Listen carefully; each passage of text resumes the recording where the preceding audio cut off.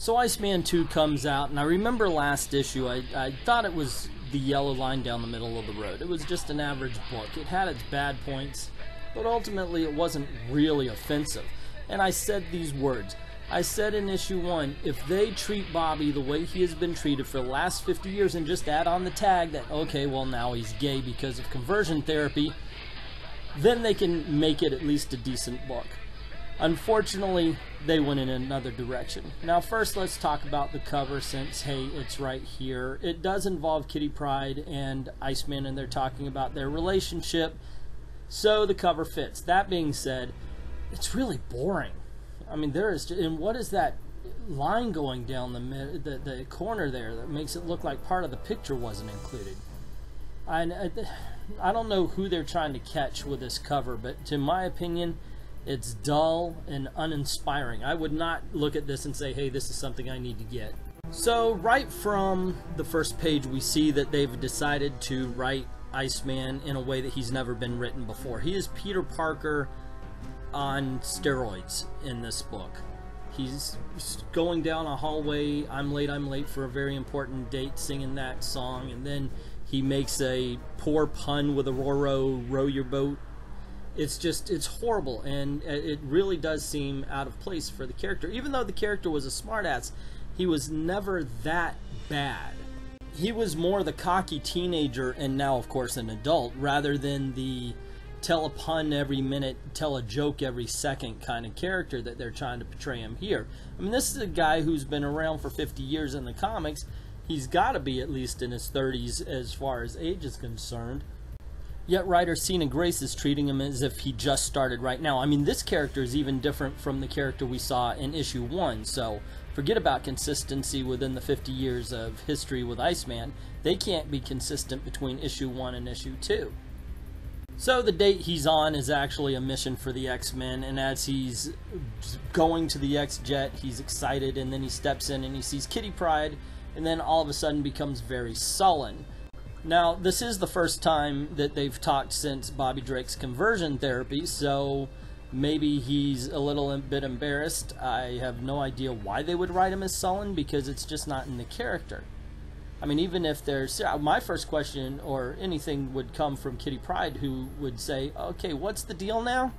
Because I've got a lot of evidence that says you're not gay, but they don't do that. And what you get is this whole scene right here where Bobby Drake is drawn as if he would prefer to be anywhere else.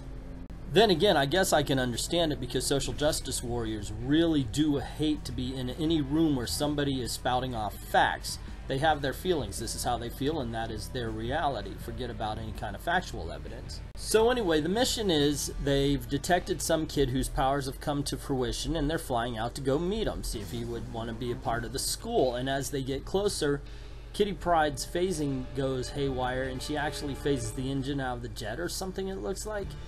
And so now they have to stop the jet from crashing. And so Bobby jumps out of the plane, puts a whole bunch of snow there for the Blackbird to land in, does the same pun that the Mr. Freeze did in Batman and Robin, "Ice to meet you," because, you know, he should be written shittily from here on out. He is gay now. And I'm not going to drop that, by the way, guys. Normally I say, well, this is where we are now, so let's just accept it and go. But they decided not to write a normal character. And by that, I mean that instead of going back and looking over Iceman's history, Sina decided to instead look over homosexual stereotypes and ran with it. So instead of getting a book about Bobby Drake the Iceman, we're getting a book about Peter Parker if he was the Iceman and read a book once a long time ago in the 1950s about how gay people acted. I mean, look at this dialogue here. Top panel. Do you think anybody saw that? And if someone saw, did I look rad? Oh, come on. He was not written this way in the first issue even. So anyway, they're looking for the kid and talking about him. They find out, you know, basically he can affect machines and cause them to, basically he gives them more power. He's the Tim Allen of mutants. And then we get some more writing that tells us that this, what is her name, Sina Grace, I keep messing it up, has met people before. And we have a whole bunch of people cornering a child in a warehouse, ready to kill him, Frankenstein style. One of them brandishes a knife, all because he messed up their TV and cell phones. Not kidding. It's in the dialogue. You ruined my phone. My TV exploded right when Olivia was gonna kiss Fitz. I swear it seems like this Sina Grace lady, her only human contact for the first half of her life must have been torture porn. So she thinks that's how all humans act. Actually, I guess I shouldn't be too surprised at this, because this is an SJW trick where they say, oh, well, we have to have a law because people will do this and people will do that. But they never count themselves as part of those people. Where in this case, she's probably thinking, you know, people hate what's different and people act violently towards different people. So people would act this way towards a kid who could affect machinery. So Kitty Pryde and Iceman, they stop the mob from killing him for just a few seconds, because as Kitty Pryde's trying to talk him down, he gets mad and explodes things, which causes everyone to be on edge again. And they basically say, you go on home, we're going to handle this our own way, of course, which means murder. And some guy walks towards Kitty Pryde and she accidentally phases through him. And everybody gets a little nervous. You know, hey, she's going to make him a ghost. And Bobby Drake says, I think it's safe to say that everyone needs to cool down. Chill out. Because Sina, I forget her name, Grace, decides that she saw Batman and Robin and thought, that was just great dialogue. I'm going to use that all over this issue. By Cliff Clavin's tote bag, I swear that this is the only woman who has ever watched Batman and Robin and decided that was some great shit and she can't wait to ape it for another story. So the mob of normal people who all of a sudden doesn't see a problem with murder because their cell phones broke and a car wreck was caused, keeps chasing them throughout the warehouse, one of them trying to crush the kid's skull with a crowbar. Just in time, Iceman jumps in front of the crowbar as it falls, knocks the guy out, and Kitty Pryde leads them through the warehouse to safety. Unfortunately, the mob is still after him, and Iceman states that he really hopes this kid doesn't turn into a bad guy. The mob sees them as they run into the warehouse, but Iceman is able to put up a pretty huge iceberg. They're not getting through this anytime soon. And with a small reprieve of the villagers chasing them, they continue with their very bad dialogue. They're coming for Z like he's the Beatles, but that slushy should keep the fan club at bay. Alright, we've got a minute. Let's get our power situation sorted out before you start phasing into other dimensions. You know, for a guy made of ice, you really know how to make a hot mess of every situation. So it doesn't take much for Bobby to realize that she's not really talking about the situation they're in, and she wants to talk about the relationship because, you know, let's not take time to actually get away from the mob. She can't, you know, I don't know. Anyway, let's keep going. I had to find out my ex-boyfriend is gay from Gold Balls, Bobby. When do you think we would discuss it? Never? So Bobby decides to deflect. You were in space aside. I don't know what that means, aside. You were in space aside? Or besides me? I don't know. I can't really place this whole I'm gay thing on my terms because there's a little time-displaced version of me running around with a model boyfriend, which also does not explain any action or reaction he would have made. Never mind having to save the world on the rego because I'm being written really badly with poor dialogue. I haven't even had time to tell my parents. Liar! Liar! Liar! He spent damn near half the issue with his parents last issue, which makes me convinced that Sina Grace, I got her name right, the writer of this issue, never read the first issue, which is amazing because she wrote the first issue. So they continue the conversation, and it basically ends up being nothing because she's like, why didn't you talk to me? Because as soon as I heard you were gay, I'm okay with it. Which, okay, then why bring it up? And the kid is even smart enough to point out they should stop having the conversation. So Bobby, not understanding that knocking somebody unconscious can actually cause brain damage, hits the kid and knocks him out to turn off his powers so now they can use their powers normally. Kitty tries, yeah, hey, Bobby, she goes, whatever. How many times have you been punched in the face before turning 18? Plus, he's kind of a brat and he deserved it. Touch something? So Kitty Pryde takes this opportunity to give him a hug. I guess the fight's over, and she says, the jet is busted, but I'll sort out our escape route. Can you hold off the mob? Ninja, please. Weird that actually applies. So that line of dialogue, Ninja, please, weird that actually applies, means that in Bobby's head, Ninja, please is a normal reaction. Because the weird part was that it applies. So if you have not noticed all the comics that Bobby's been in before, he's been yelling Ninja please at people. Just pointing that out. And finally Kitty leaves so Iceman could actually be a hero in his own book.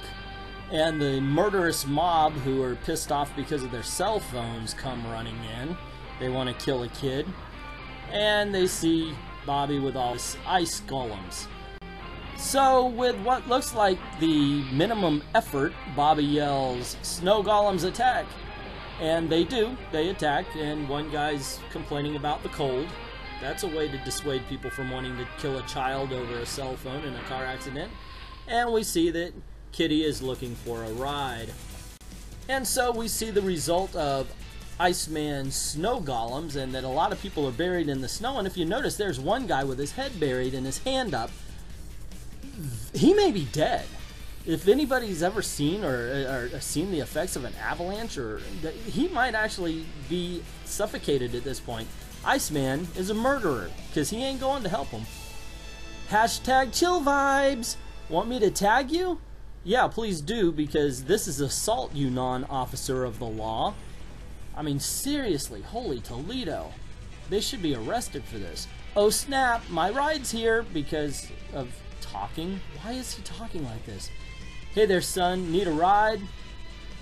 Don't worry, I cringed too when she said that. Oh my god, like everything out of Iceman's mouth this issue hasn't been cringe-worthy. Bye, folks. So is someone else gonna come back for the jet, or shut up, Bobby? No, that's actually a good question. You would think that that would be something on their mind. I always wonder how they got away with owning a jet like that. I mean, that is a fighter plane, it looks like. So how is the American military not crushing right down on them? Here nor there, you would think that they wouldn't want the cloaking technology of the Blackbird in random hands and such like that. I don't know. Anyway, in this case, Iceman's right, Kitty's wrong. And so we move to the last 2 pages, which are basically just the wrap-up. You have Bobby talking about how it's not so much what you do with your powers, it's knowing your limitations.